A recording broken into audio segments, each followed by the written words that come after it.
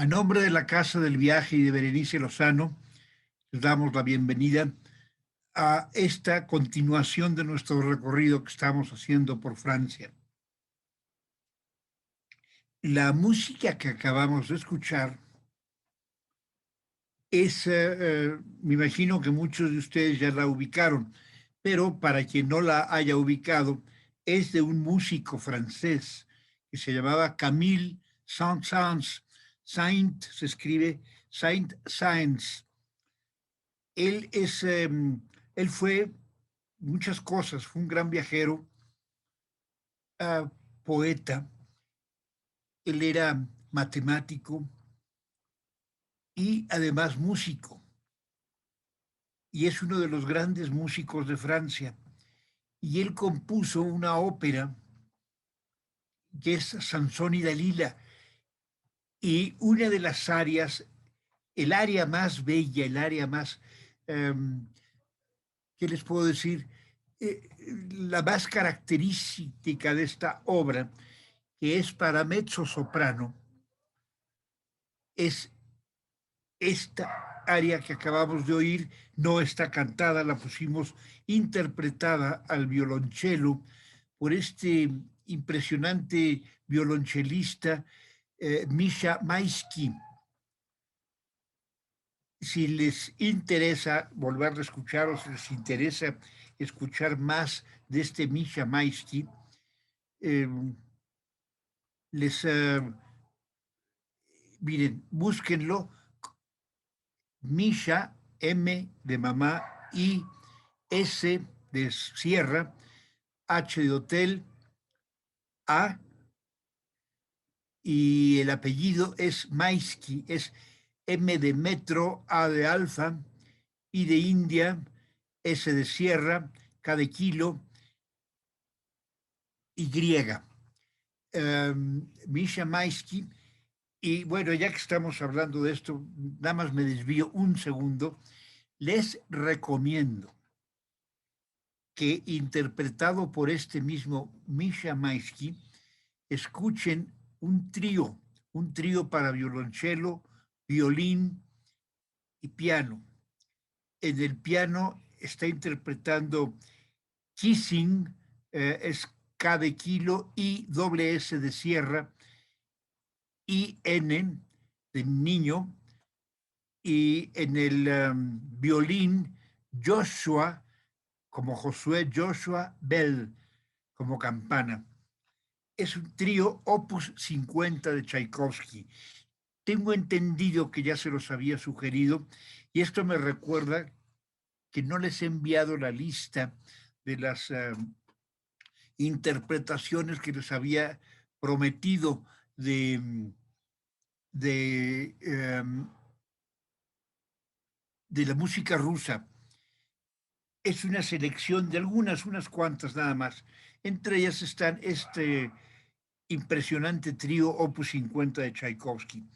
Bueno, regresamos y esa música que pusimos, que hoy no pusimos canción, sino este trozo de la ópera de Camille Saint-Saëns, y que a mí se me hace muy bello,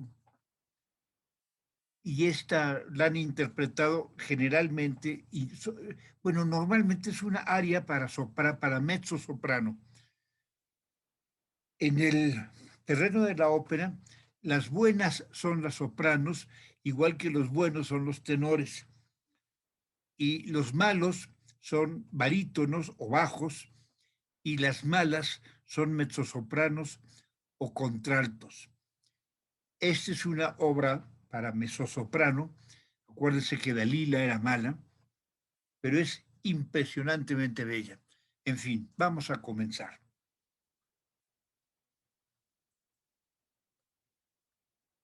Bueno, les pongo este mapa del sur de Francia para que nos ubiquemos por dónde andamos. Nos quedamos en Toulouse el martes. Hoy nos vamos a ir al Albi,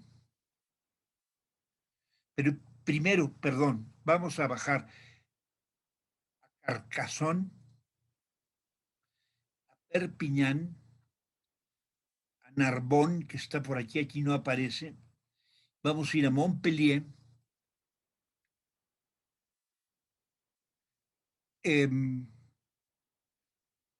A Albi, y de aquí nos vamos a Lourdes o Lourdes, Pau, Bayona, Biarritz y finalmente Burdeos. Este es más o menos el recorrido que vamos a ver. La región de Languedoc es esta. Y toda esta región se le llama el Roussillon. Entonces, a toda esta provincia se le llama el Languedoc-Roussillon. Y esta región es lo que era conocido como Aquitania o la Gascoña, que fue aquí donde nació el rey Enrique IV, de quien hemos hablado en otras ocasiones, y bueno, pronto volveremos a hablar. Y esta ya es la frontera con España. Perpiñán está a menos de una hora de Gerona y más adelante de Barcelona.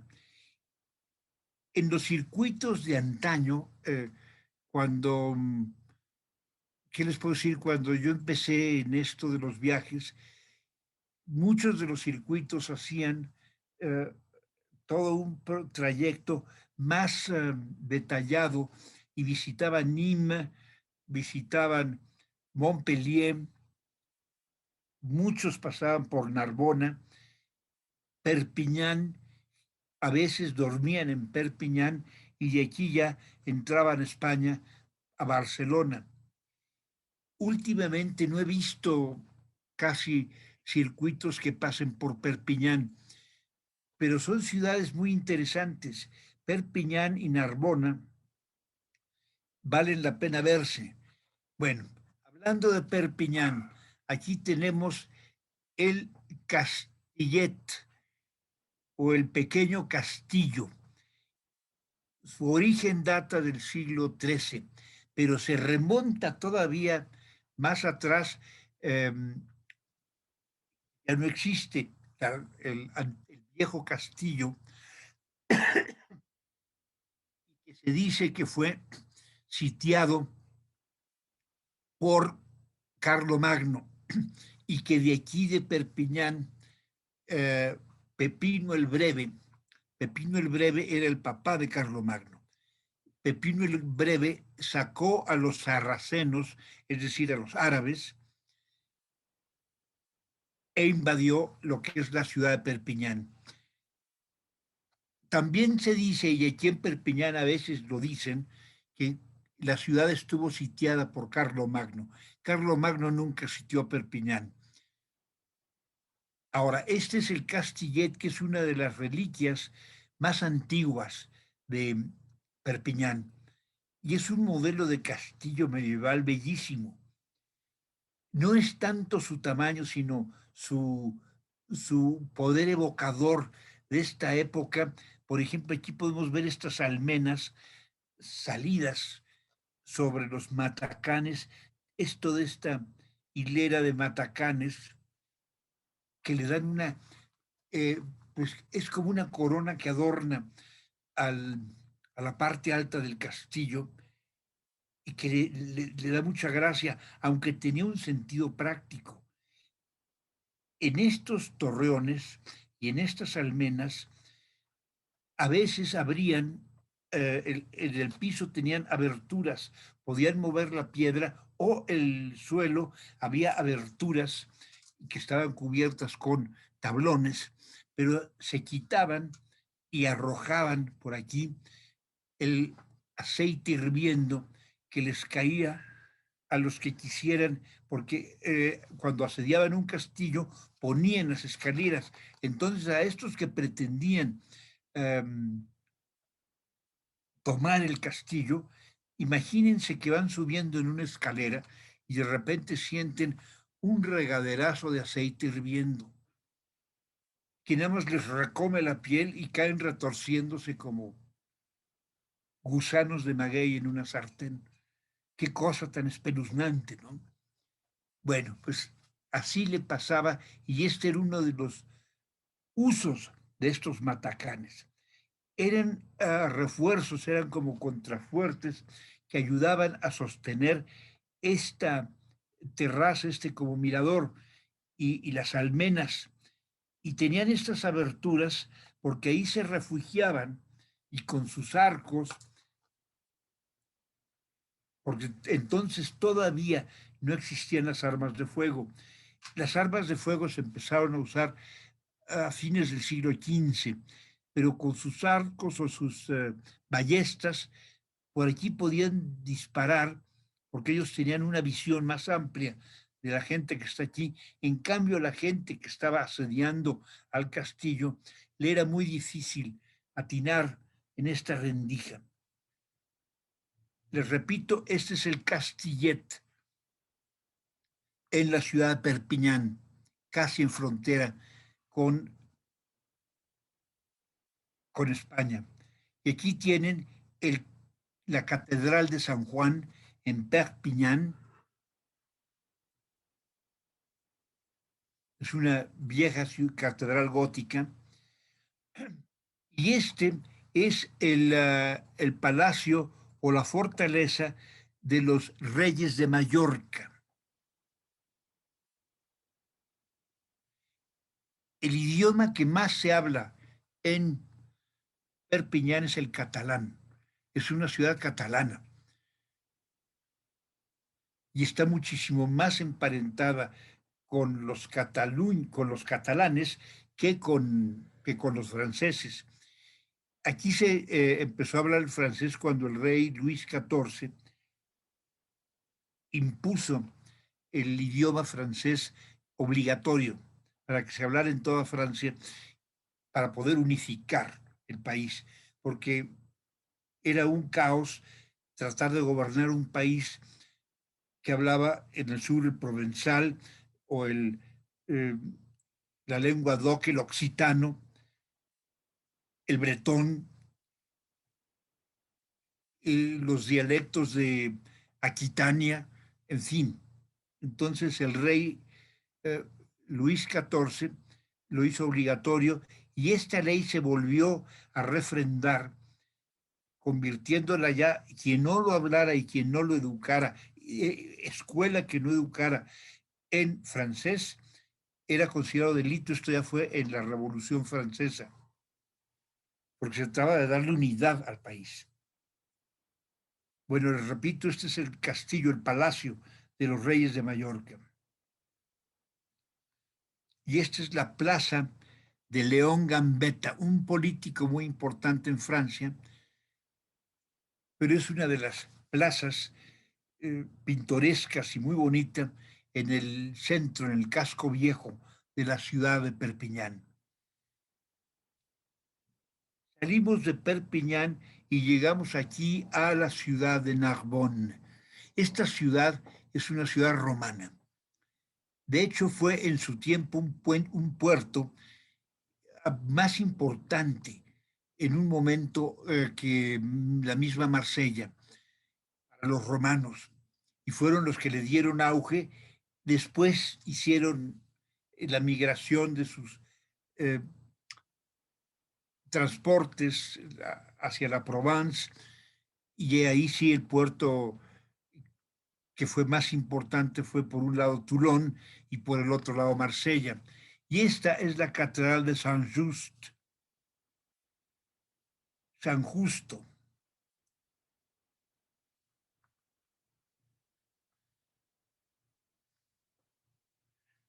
Este es una imagen de la expulsión de los árabes por los ejércitos de Pepino el Breve, porque Pepino el Breve expulsó a los árabes que estaban instalados, se habían instalado en el sur de Francia, sobre todo en esta región de Languedoc. Fueron expulsados por él tanto en Narbona como en Perpiñán.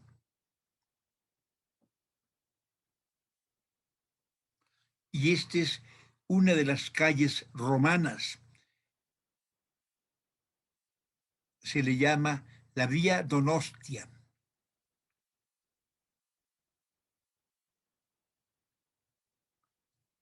Era una de las carreteras romanas. Impresionante que 2000 años después sigue existiendo esta reliquia. Perdónenme, pero no puedo evitar sentir ese respeto enorme por ese pueblo romano que nos dejó tanto. Y este es un puente que, bueno, ya no sirve para nada más que como una reliquia,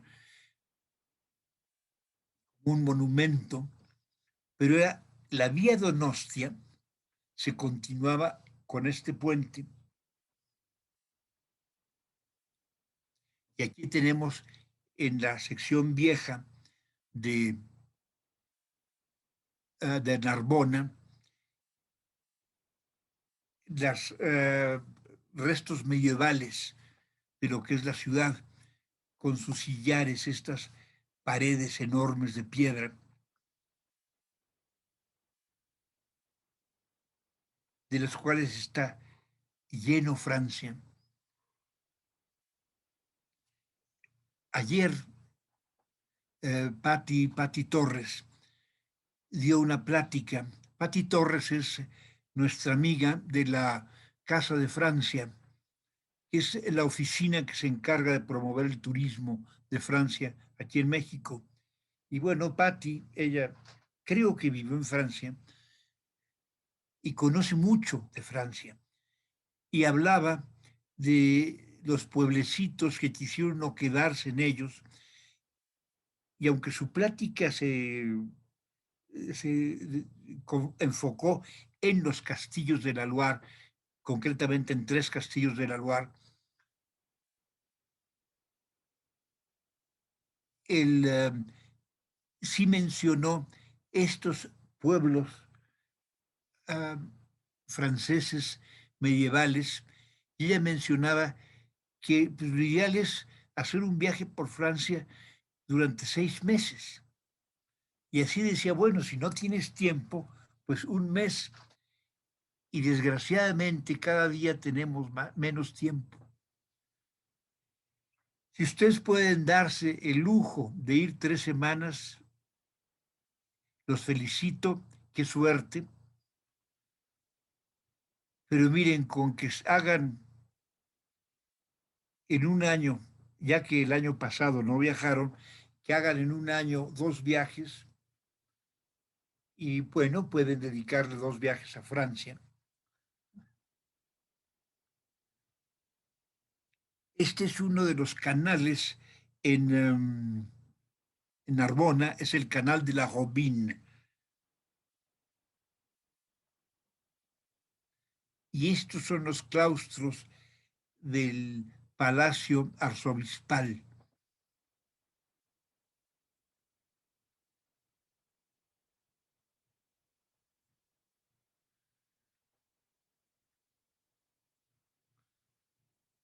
Y bueno, cruzamos la campiña, estos maravillosos campos del sur de Francia, y llegamos a esta monumental ciudad, el epítome de las ciudades amuralladas, la más bella ciudad amurallada de toda Europa.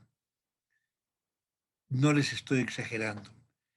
Carcassonne es un poema de ciudad.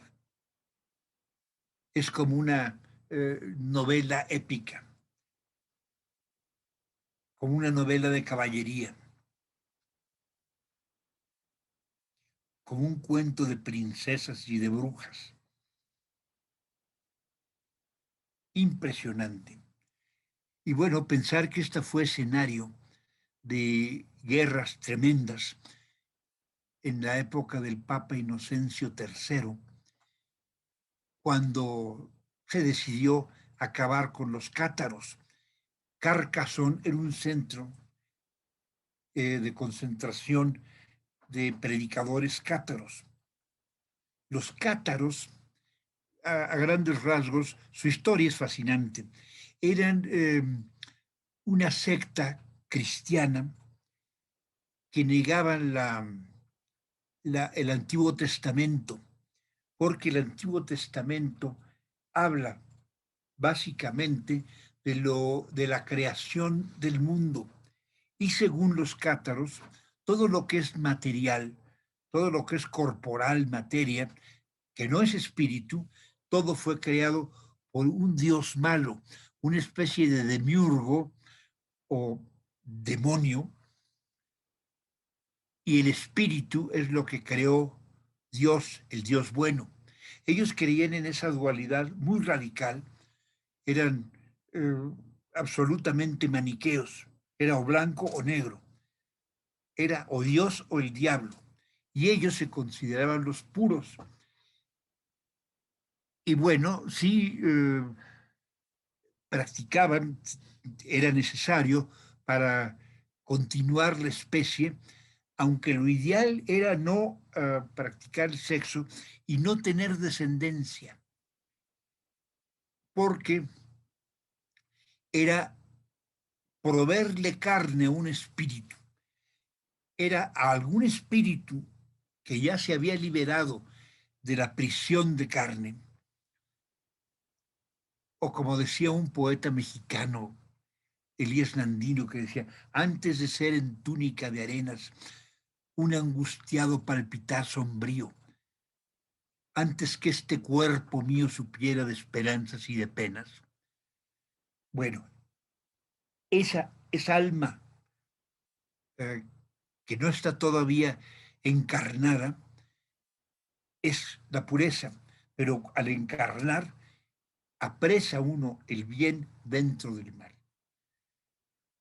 Entonces ellos creen en la reencarnación, porque a través del proceso de reencarnar se alcanza la sabiduría, el conocimiento que nos permite finalmente liberarnos de, de las ataduras de lo material. Tenía algún, bueno, no es que tuviera un vínculo con el hinduismo, pero lo podemos comparar con la teoría hindú de la reencarnación. El caso es que los cátaros utilizaron Carcassonne como un centro de su actividad, de su proselitismo, y bueno, llegó un momento en que esto era eh, una herejía, y desde Bonifacio III, el papa anterior a Inocencio III, a raíz del concilio de Letrán, se inició la persecución de los cátaros, que terminó en una guerra y finalmente en una cruzada. A los cátaros también se les decía los albigenses, por la ciudad de Albí, que ahorita la vamos a visitar. Pero esta ciudad preciosa, Carcassonne, fue escenario de matanzas tremendas, porque se fue recrudeciendo la guerra contra los puros. Al principio se trataba simplemente de disuadirlos, pero como decía Bernard Shaw en una de sus obras de teatro, no hay nada que más atice la, la creencia que se la quieran prohibir a uno. Y él lo ponía en boca de un emperador romano y él decía, mira, a mí me van a tener que agradecer los cristianos, porque gracias a las persecuciones que yo he hecho de ellas, se empecinó la fe cristiana y cundió. Y parece ser que es esa paradoja. Entre más lo persiguen, más se atiza, más se exacerba el fervor. Y bueno, este fue el caso de los cátaros. Al principio trataron de convencerlos, trataron de convertirlos al buen cristianismo. Los cátaros eran cada día más radicales y no hubo de otra más que eliminarlos. Y fue de verdad una guerra que terminó con una masacre, con una serie de masacres, que fue la extinción de todos los cátaros, y hubo algunos líderes como Simón de Montfort, que era de verdad un demonio, que parece ser que disfrutaban con estas matanzas. En fin, me estoy desviando, no quiero, pero la historia de los cátaros es fascinante. A ver si nos da tiempo y antes de que nos salgamos de Francia, platicamos un poco más a fondo de la historia de esta secta, porque pues es sumamente interesante. Bueno, estamos en Carcassonne. Este es Carcassonne de noche. Es de estas ciudades que yo siento que se deben de ver una vez en la vida.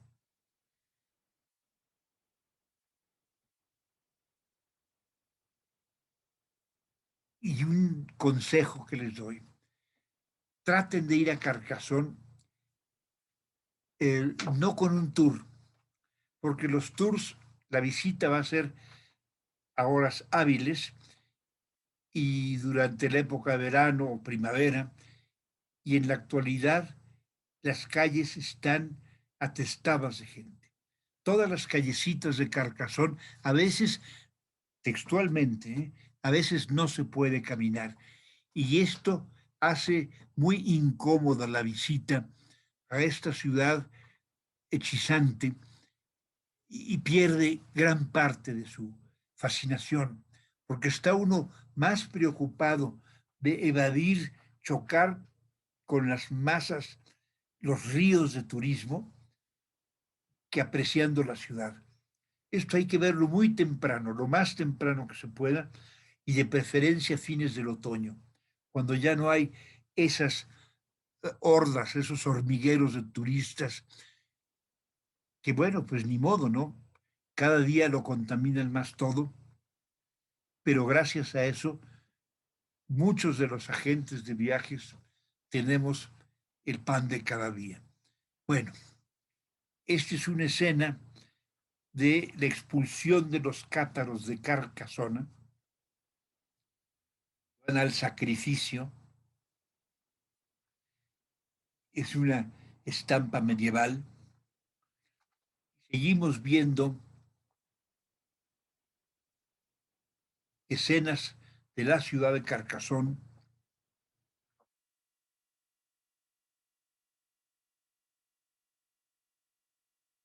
Me han preguntado que qué ciudad es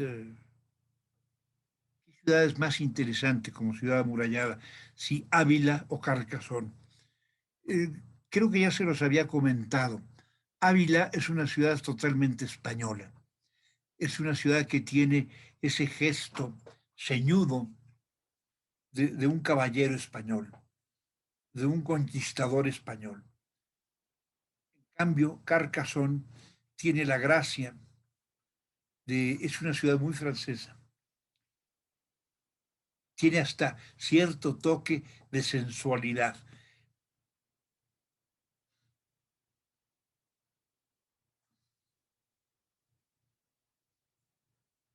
En qué belleza de ciudad.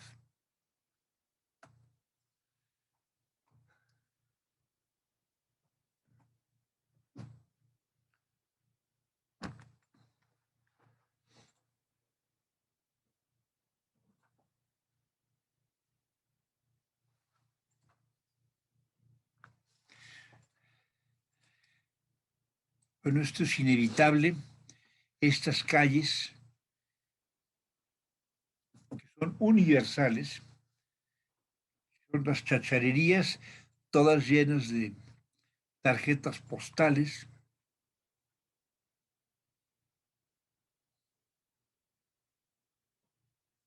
y que inundan las callecitas de Carcassonne.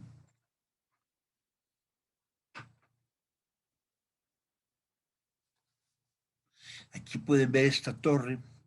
Antes de que se construyeran los matacanes, que los vimos en el Castillet de Perpiñán, se construían estas como terrazas de madera abajo del cucurucho de estas fortalezas francesas.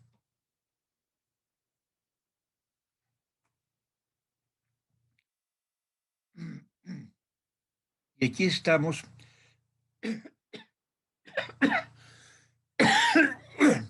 perdón,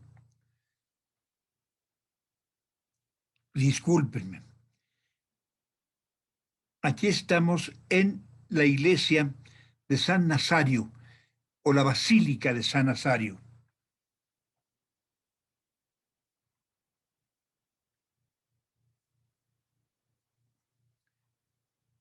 Esta se encuentra dentro de la muralla de la ciudad medieval. Afuera hay la ciudad de Carcassonne, que es la que está al otro lado del río Aude, Aude se escribe.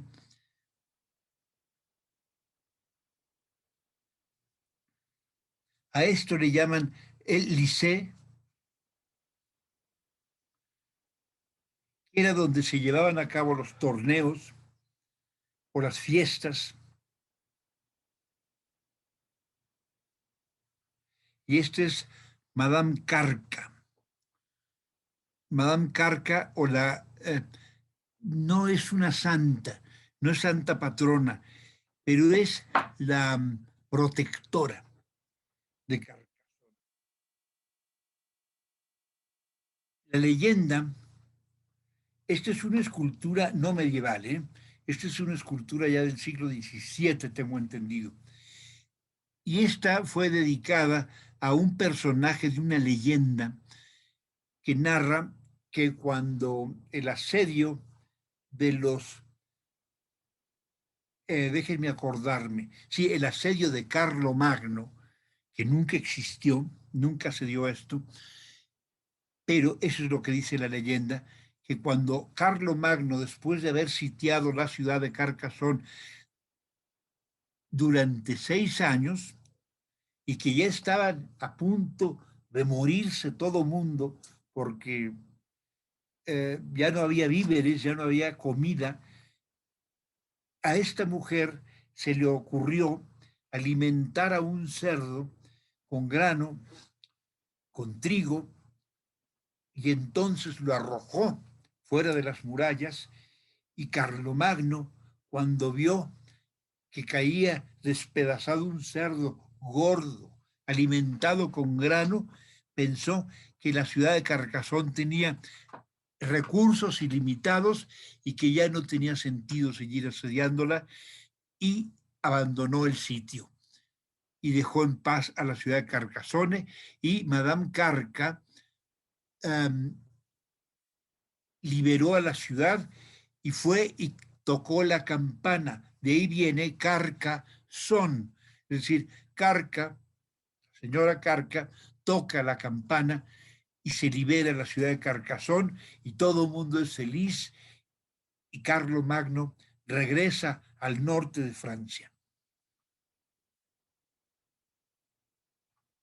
Bueno, son rincones de Carcassonne, y salimos de Carcassonne y llegamos a orillas del río Tarn, a la ciudad de Albi. Albi es otra de las capitales de los cátaros, por eso les llamaban albigenses, y la cruzada que inició Inocencio III, que era la cruzada albigense, así se le llama, es la cruzada que se llevó a cabo en Albi. Albi es la ciudad donde nació Toulouse-Lautrec, uno de los grandes pintores del post-renacentismo, del post-impresionismo, uno de los grandes genios de la pintura post-impresionista. La catedral, a mí se me hace una de las más bellas catedrales de toda Francia, diferente a las demás catedrales góticas. Vean nada más, primero es vertical, parece más una fortaleza que una catedral.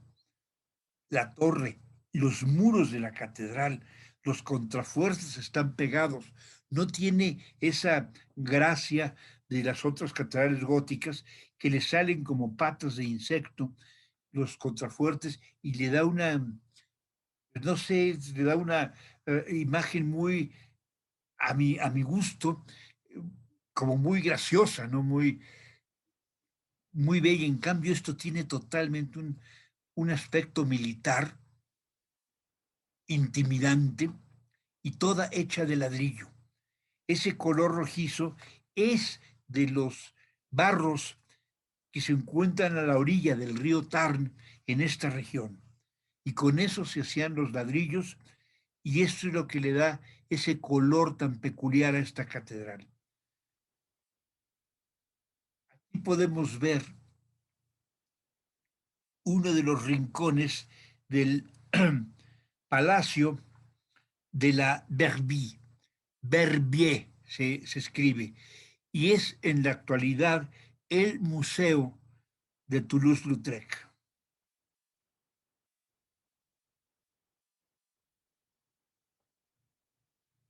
Aquí lo tienen, es el Museo de Toulouse-Lautrec.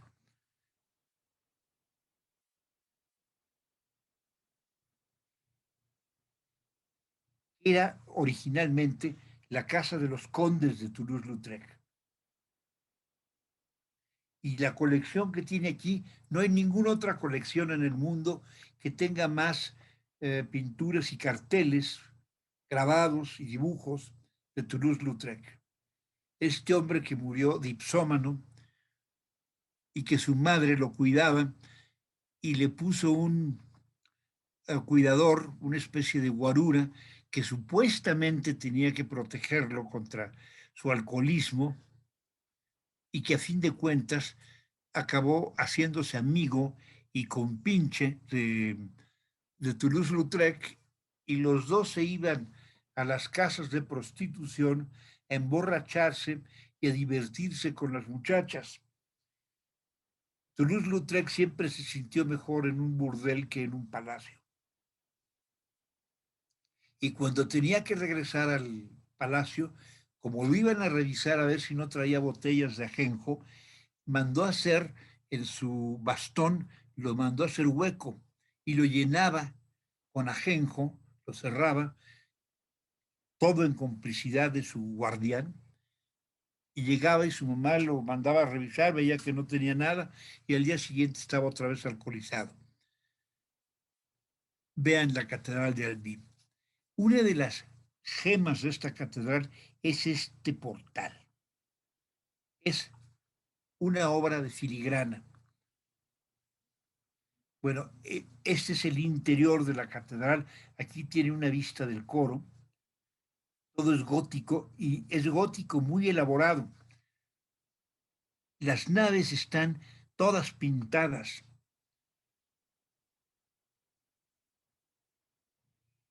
Esto le da una belleza totalmente diferente. Es un sabor, vea nada más qué techo, ¿no?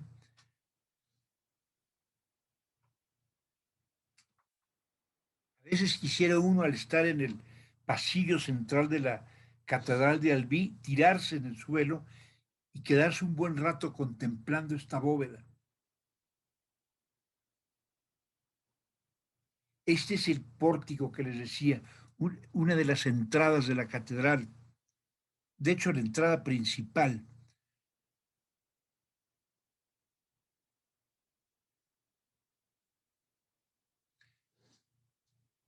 Este es el río, los puentes muy antiguos sobre el río, y acá está la Catedral de Albi.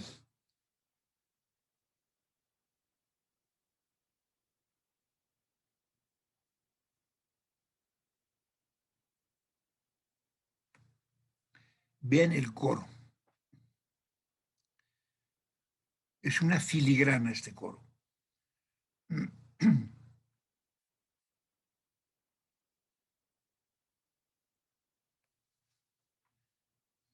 Y el ábside, todo esta mampara.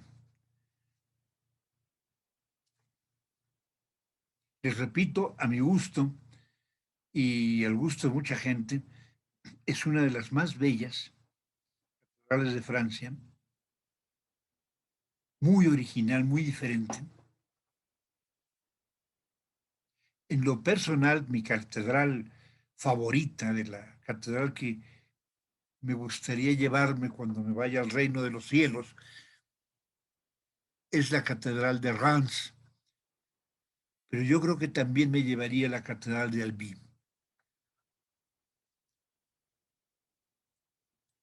Vean nada más este tejido, este encaje.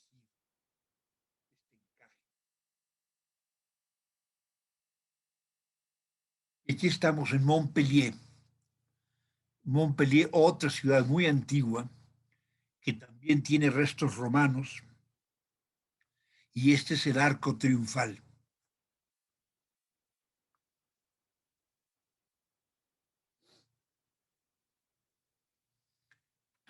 Esta es la Catedral de San Pedro en Montpellier.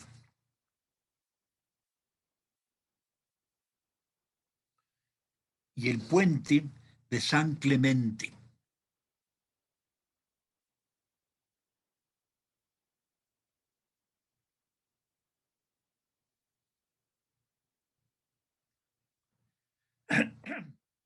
Esta es la Plaza de la Comedia y la Fuente de la Comedia.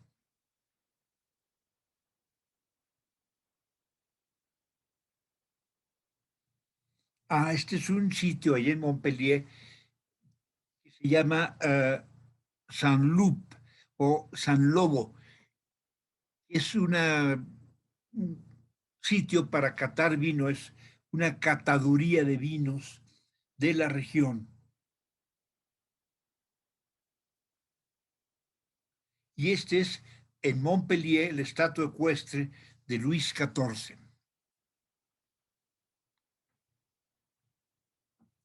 Montpellier también tiene la particularidad de tener una de las universidades más, no es la más antigua, pero de las más venerables universidades de Francia, y que tiene la Escuela de Medicina, que durante todo la fines de la Edad Media y todo lo que fue el Renacimiento, fue la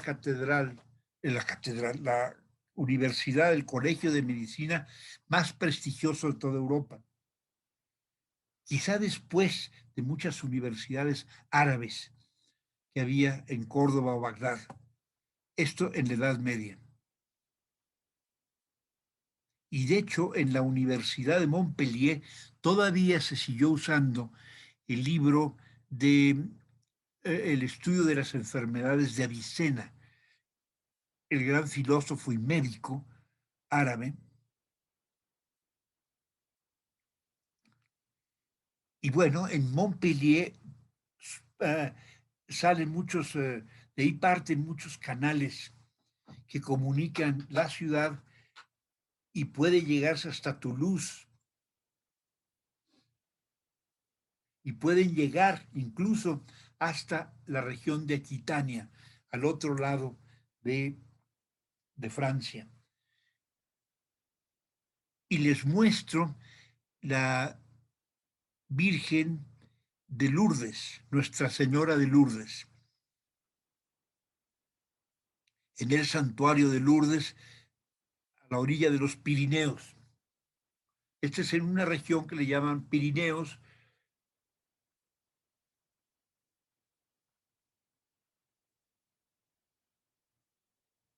Bueno, la región propiamente no se llama los Pirineos, aunque es conocida a todo mundo el área, toda la zona de los Pirineos franceses. Y una de las ciudades más importantes, la ciudad más importante de esta región es Pau. Pau se escribe. Pero como centro de peregrinaje, una de las ciudades, bueno, en Francia la más importante ciudad eh, de peregrinaje es Lourdes, es esta, y es una de las más importantes de Europa. El santuario de Nuestra Señora de Lourdes, se encuentra aquí al fondo, es sigue siendo visitadísimo y este tipo de procesiones en las noches siguen teniendo muchedumbres de gente que viene de todas partes de Francia, de España, y hay peregrinaciones que de repente vienen de zonas del último confín del África o de Japón, de católicos que vienen hasta el santuario de Lourdes, sin ser un día de, de fiesta, vamos, pero es un santuario al que llegan cada rato peregrinaciones procedentes de diferentes partes del mundo.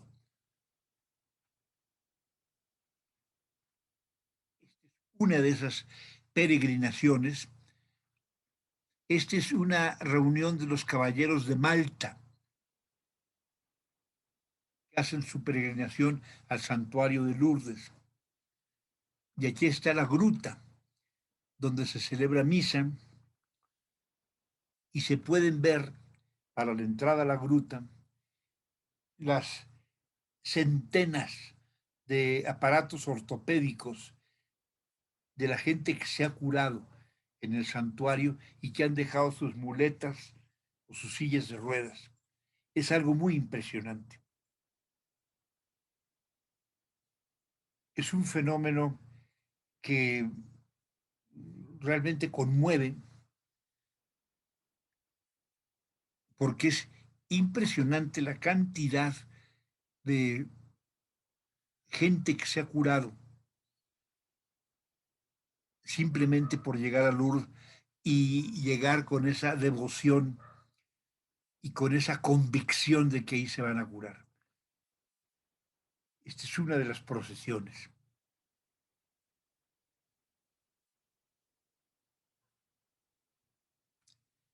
Y aquí podemos ver la vista de los Pirineos y la ciudad de Po. Este es el castillo de Po, donde nació el rey Enrique IV de Francia. El rey Enrique IV, que fue el primero de los Borbones, quien empezó a gobernar allá por el 1590, poquito antes, y que ha sido considerado como el más grande de los reyes de Francia. Él terminó con todas las guerras religiosas, fue por otro lado un rey el más mujeriego de todos en la historia de Francia. Le decían el verde galante,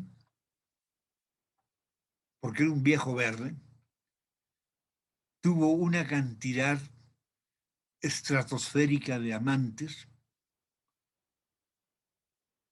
entre ellas la más importante, la más querida, su amor, el amor de su vida, fue Gabriela de Estrés, una mujer bellísima, brillante. Es de esas mujeres que han marcado la historia de Francia. Esta es una de las callecitas de Po, del viejo Po, del centro de Po.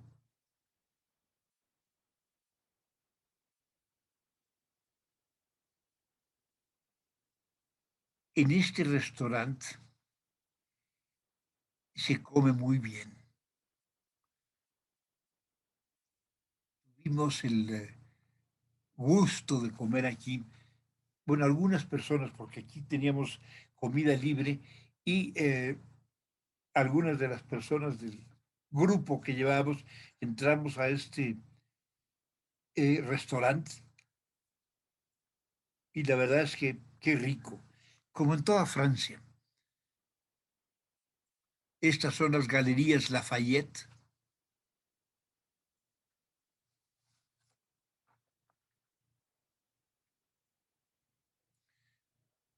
y otra vista de los Pirineos. Francia está como cobijada, de un lado los Pirineos y del otro lado los Alpes. Los Alpes y el Rin cierran a Francia en el extremo oriental y los Pirineos y el Atlántico la cierran del lado occidental. Bueno, esta ya la habíamos visto, es el castillo de Pau, donde nació Enrique IV de Francia.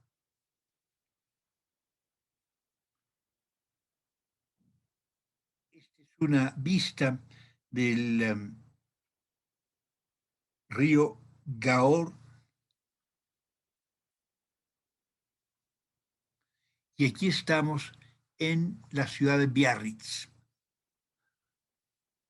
Esta es la playa de la Madeleine y esta es la playa grande. Y como podemos ver, casi no hay gente en el mar. Aquí las playas son mejores, es decir, más planas, la arena es más suave, más fina que en el Mediterráneo, pero el agua es mucho más fría. Como pueden ver, casi no hay nadie de gente, ¿no? Ya es el Atlántico. Estamos en la bahía de, de Vizcaya y ahí ya el mar es muy frío. Bueno, para nosotros, esta es la vista de Biarritz. Es una ciudad balneario, aunque hay ciertas atracciones turísticas, se las pongo simplemente para que la vean. Eh, Particularmente yo no les recomiendo pernoctar aquí ni quedarse, porque nunca lo hago de una ciudad que es playas. El caso de Niza es diferente. Todo lo que son las playas del Mediterráneo tienen un encanto muy peculiar, muy especial, tienen mucho colorido. Biarritz es una playa pretenciosa con hoteles, hay hoteles de lujo, se come bien porque en todos lados se come bien. Y bueno, para terminar vamos a ver un poco de Burdeos. Este es el escudo de Burdeos. El escudo dice, déjenme mover esto, las flores de lis están arriba del león, arriba del castillo, sobre el mar y sobre la luna. Este es el escudo de la ciudad de Burdeos. Es una gran ciudad. De toda la costa del Atlántico es la ciudad más importante, la ciudad que tiene mayor actividad cultural, la que tiene más museos. Hay una cantidad de museos en Burdeos enorme. Hay el Museo de Arte Moderno, el Museo de Aquitania, por ejemplo. Burdeos es la capital de Aquitania. Esta región del oeste, sur de Francia, que un tiempo fue eh, dominada por los ingleses. Y aquí estamos, el río Garón, la torre de San Michel, de la Catedral de San Michel. Aquí está la catedral y el campanario, la torre, está separada de la catedral. Aquí tenemos el puente de piedra y el río Garón. Algo que a veces no se visita cuando se va a Burdeos. Bueno, ¿qué les puedo decir? La ciudad de Burdeos rara vez se visita en nuestros recorridos que hacemos por Europa.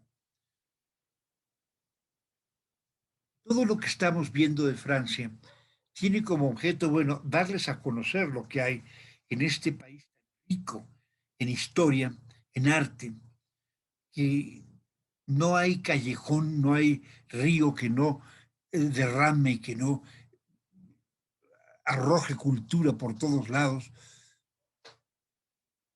Y la ciudad de Burdeos es una de las grandes ciudades de Francia. Yo diría que después de París, las grandes ciudades que de verdad son una lástima omitir es Burdeos, Estrasburgo, Lyon, Dijon Esas son las grandes ciudades de Francia. Lo que pasa es que ante la magnitud de París, las demás quedan eclipsadas.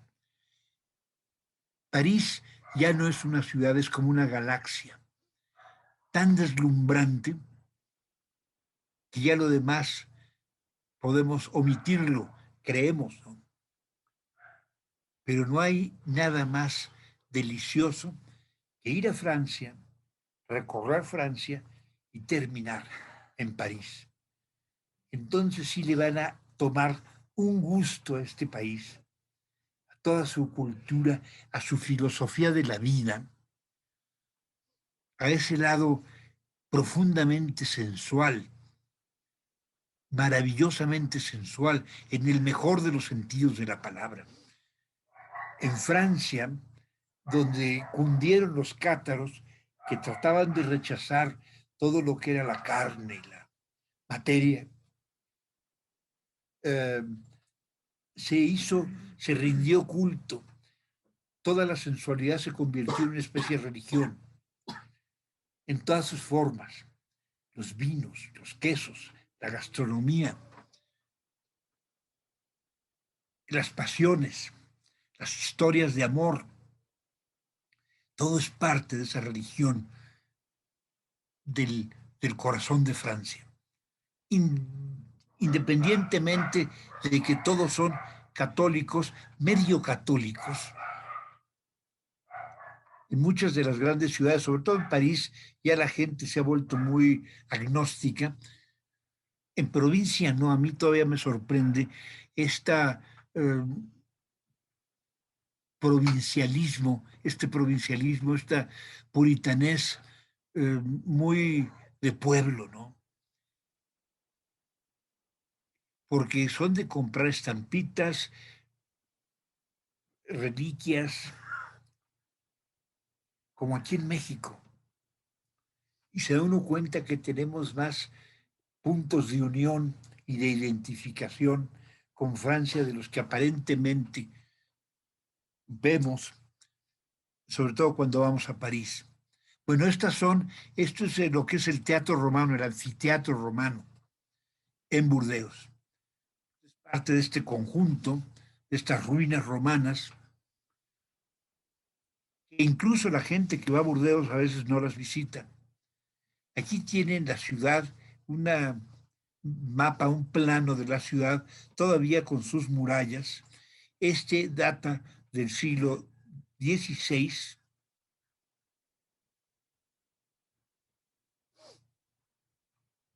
La Catedral de San Michel. Este es un grabado del siglo XIX. Pueden ver el puerto de Burdeos con los barcos que llegan y llegaban. Burdeos ha perdido un poco su importancia como un puerto mercante. Fue muy importante, Burdeos era pues uno de los puertos más importantes de Francia. Hubo una época en que era más importante que La Rochelle y que el puerto de Havre. O, no, no que Marsella, Marsella siempre ha sido el puerto de Francia, aunque es en el Mediterráneo, en el Atlántico, Burdeos llegó a ser el puerto más importante. En la actualidad ya ha perdido esa característica. Ahora es más que nada una de las grandes capitales de la provincia francesa y es el corazón de la región vinícola, de las más prestigiadas y de las más queridas por los gourmets franceses y los gourmets de todo el mundo. El vino de Borgoña y el vino de Burdeos se consideran eh, pues los vinos que creó Dios eh, para su propio placer. Aquí tenemos el edificio de la bolsa y este es un espejo de agua que está frente a la bolsa. Aquí lo vemos de noche, el espejo de agua que refleja la imagen invertida de la bolsa y esta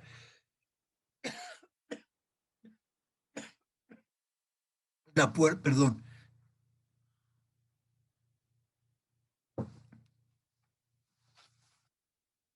esta es la puerta de Santiago en Burdeos. Es un portón que es reliquia de las antiguas murallas. Y esta es otra de las puertas de la muralla antigua, la puerta de Cailú,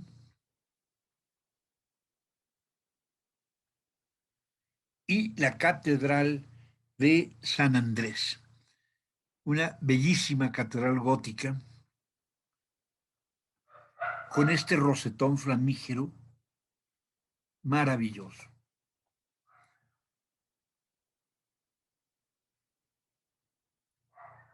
Esta es la torre de San Michel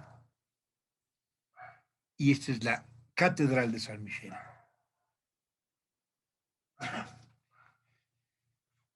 Y este es el Gran Teatro de Burdeos.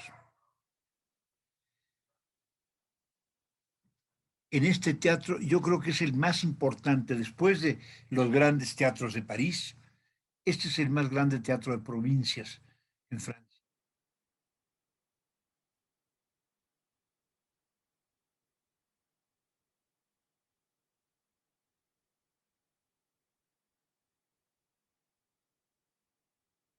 Esta es la, déjenme recordarla,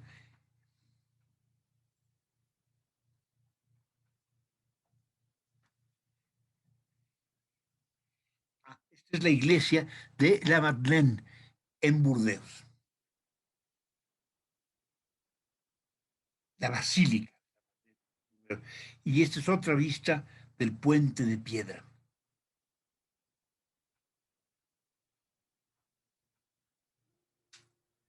Esta es una vista del ayuntamiento,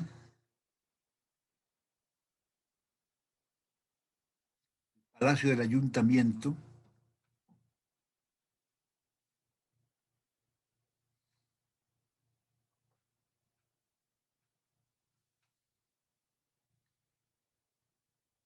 Este es en el otro lado del palacio, la plaza del ayuntamiento. Perdón. Ah, de este lado está el palacio del ayuntamiento y es la plaza del ayuntamiento.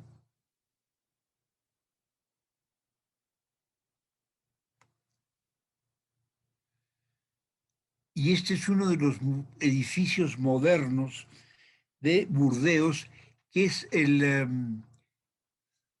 la Universidad de los Negocios. Es un centro de estudios superiores sobre los negocios, así se llama, o el Palacio de los Negocios, pero es una universidad.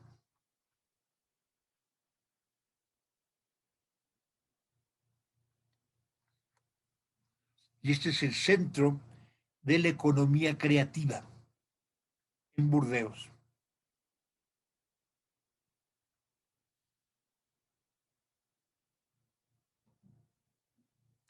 Y frente al edificio de la Bolsa, en el lado donde está lo que le llaman la Bolsa Marítima, se encuentra esta escultura que es de una, um, una esclava de África liberada.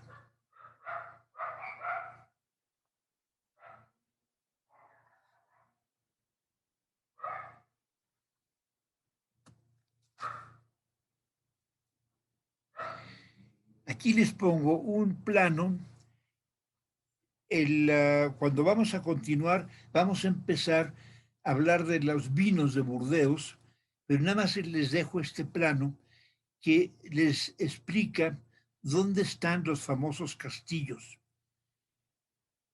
y dónde están las grandes casas de vino.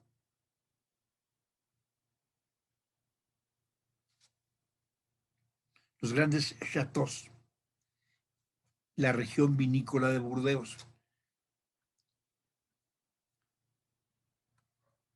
Y este es el Museo del Vino. Como les decía, en Burdeos hay Museo de Arte Moderno, excelente Museo de Arte Moderno, un museo interesantísimo que es el Museo de Aquitania, que es toda la historia de Aquitania, el Museo del Vino, el Museo de Bellas Artes, y son museos de primer nivel. Y esta es la mujer de Aquitania más célebre de la historia, Leonora de Aquitania. Leonora de Aquitania era la mamá de Ricardo Corazón de León.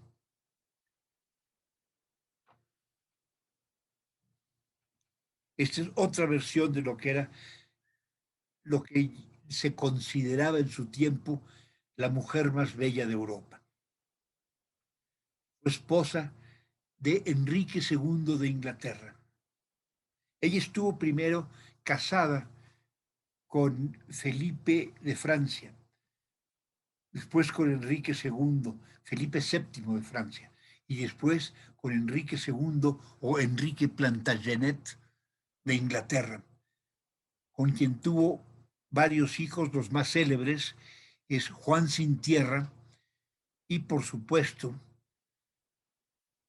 mi hermano Ricardo Corazón de León. Muchas gracias. Les quería informar, la semana entrante no vamos a tener clases porque muchos de ustedes, según nos